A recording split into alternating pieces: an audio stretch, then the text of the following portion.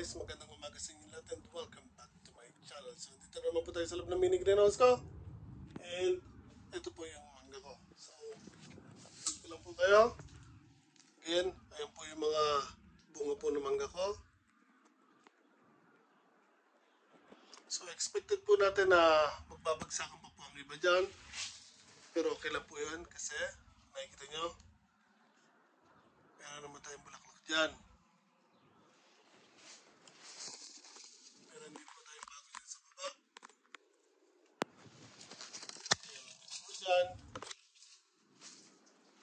Tapos sa taas, ang dami na naman po lumalabas ng mga bago. And so kung makikita nyo, nakalundo na yung sanga nito dahil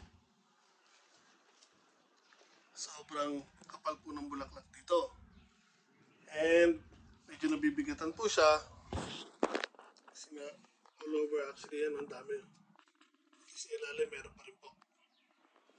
So lalagyan ko to ng support, tutukuran ko siya para nakaangat na ganyan, para tumaas yung sanga ng konti. Dahil kung hindi, titigas po yung sanga niya nang nakababa po ng ganyan. And ito may nakita po po isa po dito. Tanggalin ko lang itong tao na to.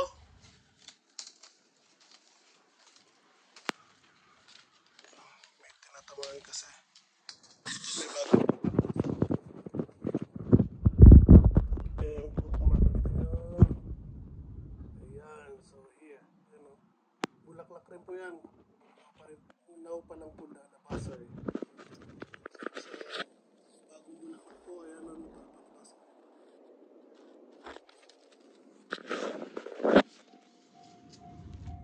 So again, second time na napabulaklak ko po itong mangga na to, pero first time po nagdaretsuhan. Last year, nagbulaklak po siya.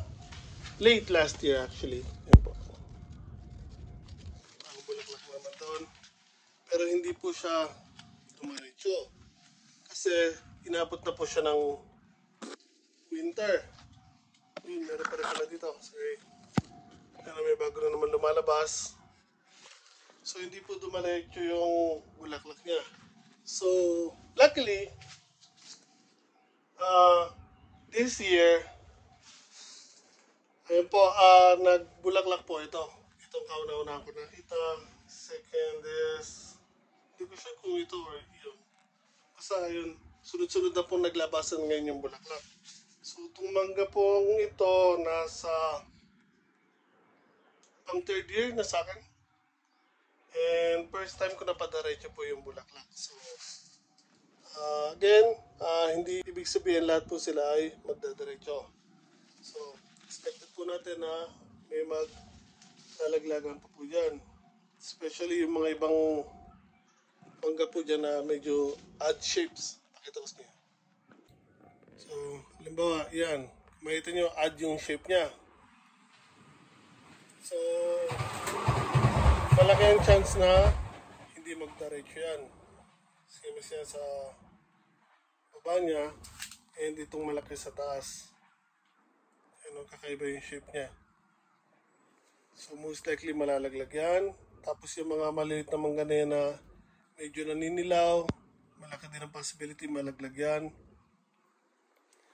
So hindi pa natin alam kung alin or ilan ang matitira dyan, pero hopefully meron pong matira sa kanila, lalo na dyan sa mga bagong mga bulaklak natin.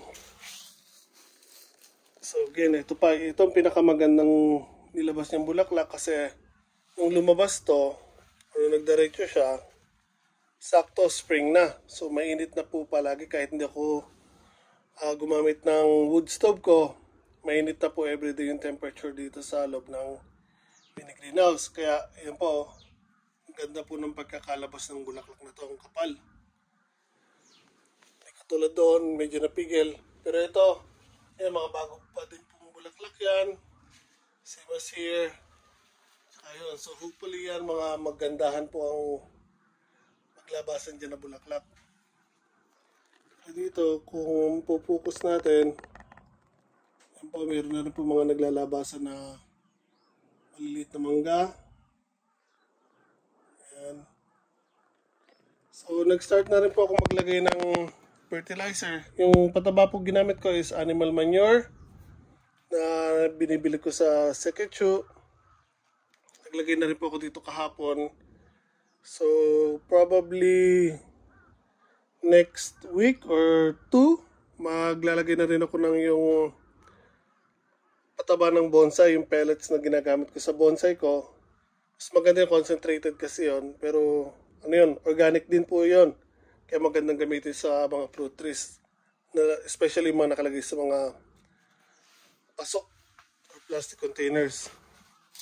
So, bibili ako later on. Then, dahil kalalagay ko lang again ng animal manure, hintayin ko lang mga ilang araw, palipas lang ako, 1 or 2 weeks, bago ko lagyan ng bonsai na fertilizer.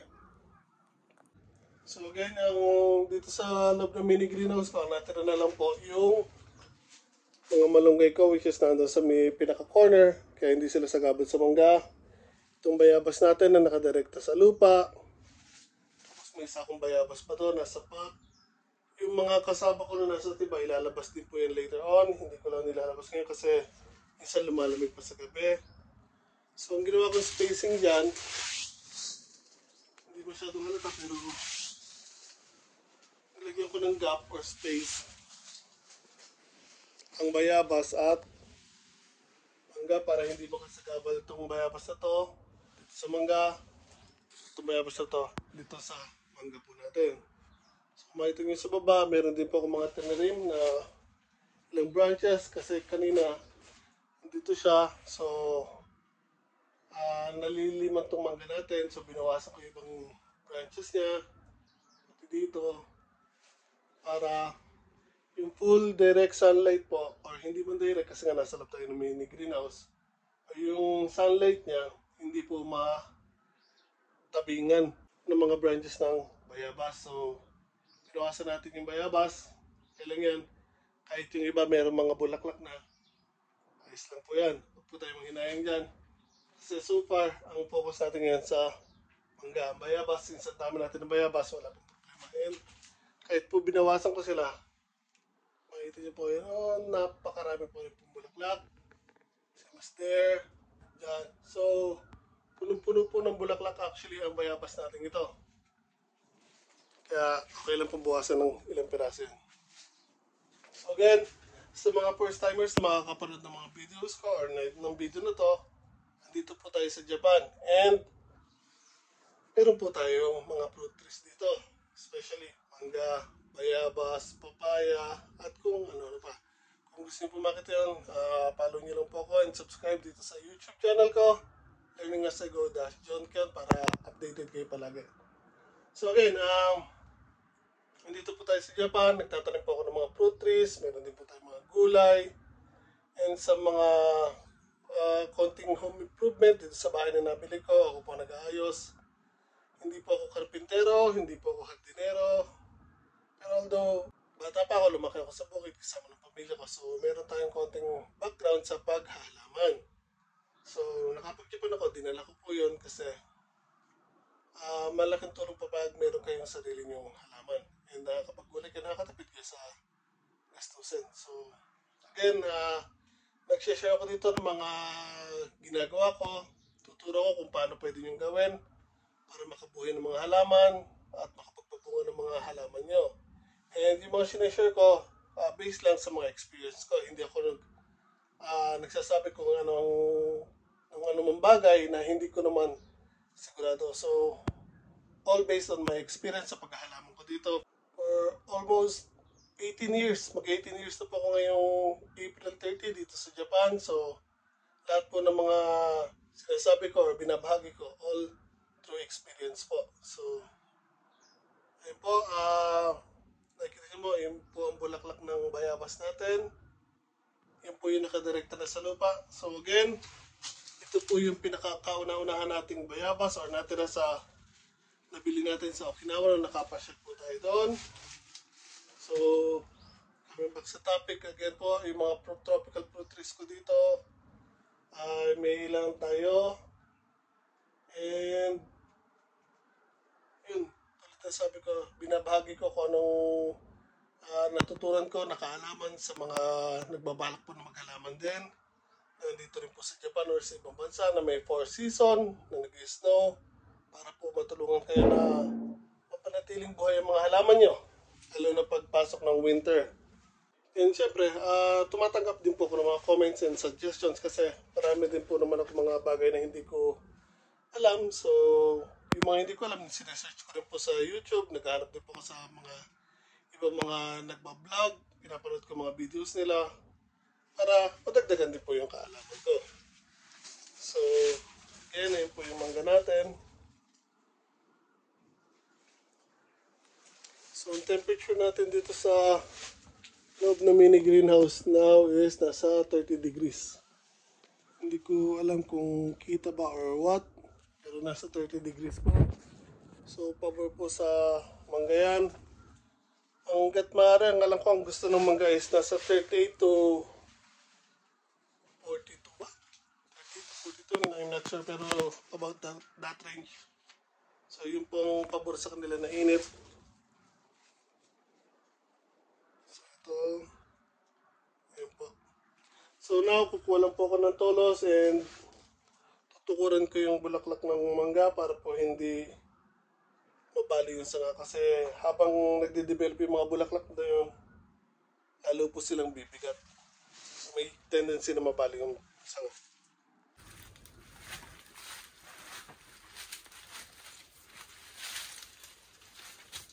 Okay guys, ito po, nakakakuha na po ako ng tolos.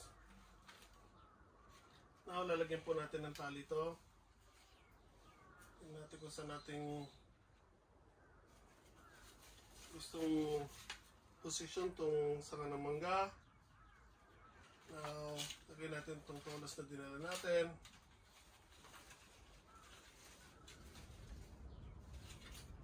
So, ibabaon ko lang po ng konti ito para hindi po siya gumalaw.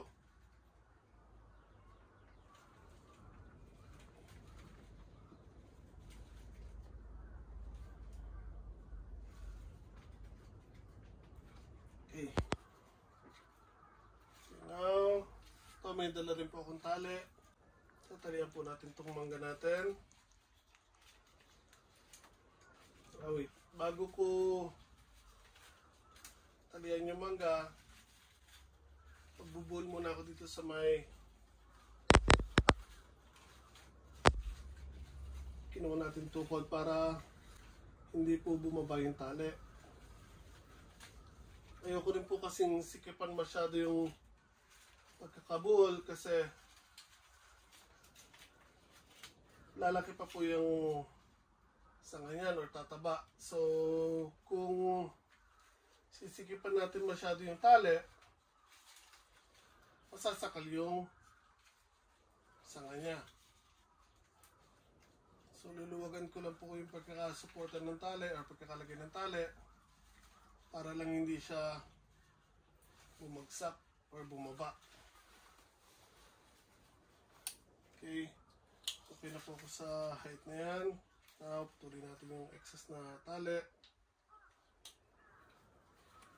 So, okay na po yan. I'm not sure kung gusto kong bawasan ng mga dahon ng mangga or not, pero I think pwede natin bawasan dito sa isang lugar na to.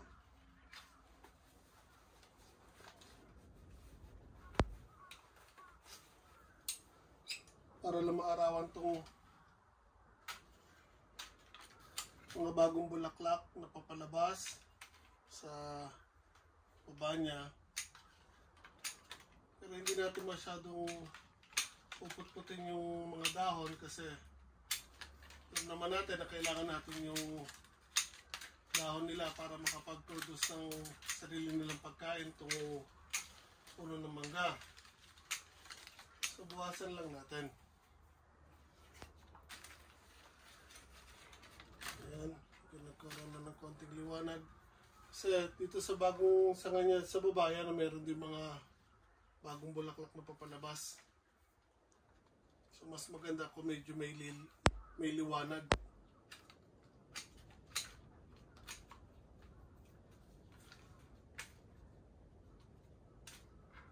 So tulad na nasabi ko, 2 years mahigit na sa akin itong mangga na to. It's now on its 3rd year. And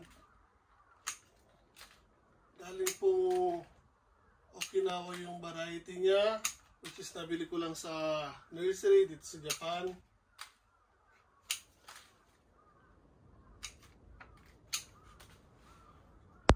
So yan, medyo malinis na siyang tingnan.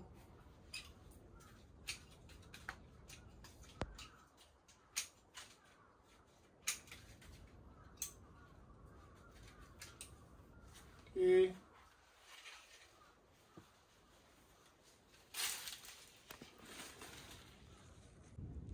Okay guys, ano po, mas okay na siyang tingnan ngayon kaysa kanina. Dahil earlier bago natin nilagyan siya ng tukod, nandito actually yung bulaklak. So nakababa na po siya kasi nga kung makikita nyo, ang kapal po ng bulaklak niya, no? So hindi po ma-supportahan ng branch ng mangga yung weight ng bulaklak kasi kung makikita nyo pa nipis po niyan. So, ayan po. Dati, sinabi ko, gagawin ko lang itong dalawa. Kaso, yung napanood ko doon sa isang video, tulad sinabi ko, nanonood din po ako ng mga video. So, yung ginawa ng hapon doon sa mangga niya, first, hinayaan niya mag-grow out lahat, yung mga branches kung saan man lumalabas. Tapos, nung malaki na doon siya nag-trim. So, ang advantage din pala noon, pag hinayaan niyo sila mag-grow out or maglabas na maraming sanga, ayan po. Kasi pag naglabasan na po yung mga bulaklak niya, hindi man lahat ng branches ay labasan ng bulaklak. Malaki ang possibility na almost all ng branches na ilalabas niya ay maglalabas din po ng bulaklak. So kasi dati tinirim ko ng tinirim yan. Ang dami ko, tinatanggal ko palagi yung mga lumalabas ng mga sanga, which is doon ako nagkamali. Kaya again, last year, nagbulaklak siya. Where ba? I think dito. Pero hindi tumuloy. Isa lang. Pero hindi nga nagtuloy.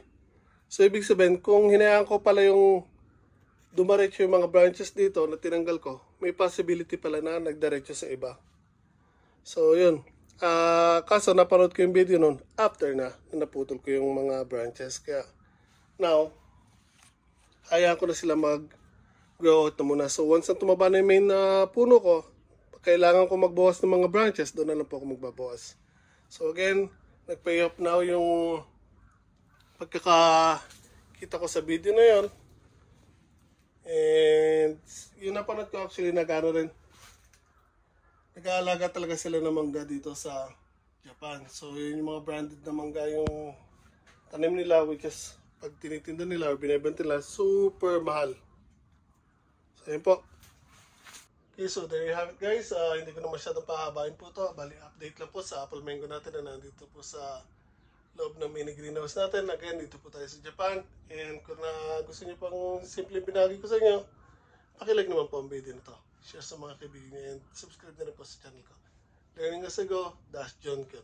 Ingat po tayo lahat pala.